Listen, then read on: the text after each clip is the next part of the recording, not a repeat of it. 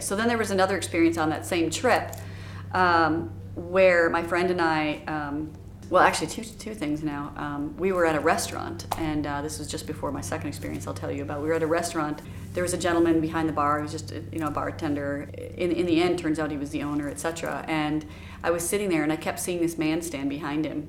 And I said to my girlfriend, I said, do I tell him? Do I not tell him? I shouldn't tell him. I don't want to, he won't believe me.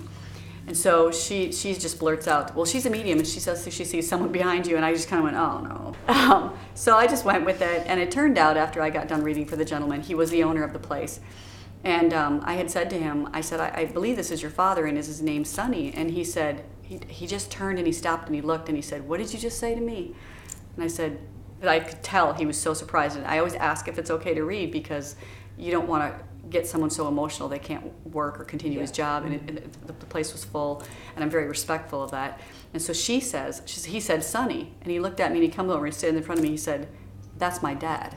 And I said, yeah, and then I asked permission to read for him, and if it was okay. And he said, yeah, please.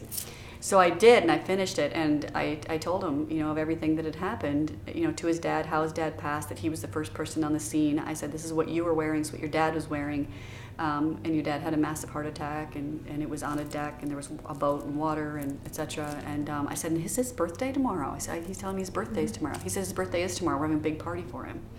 And I said, well, I think he'll be at your party. And I went on to tell other personal things that I won't talk about. But so it can happen. My mediumship can happen anywhere, anytime. And it's a matter of someone who's going to be open enough to listen to the detail in it.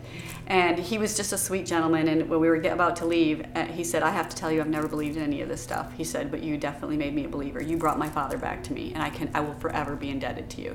And I said, you know what? That's my job. My job is to do that. And I absolutely love that you're better, and you will always be better because of this. And he was just a wonderful gentleman. I mean, he's a full-grown man, completely sobbing in front of a restaurant full of people, and he was okay with that, and because I kept saying, are you okay? Do you want me to keep going? Have you keep going? He's like, yes, please. So that was a pretty interesting moment in my trip.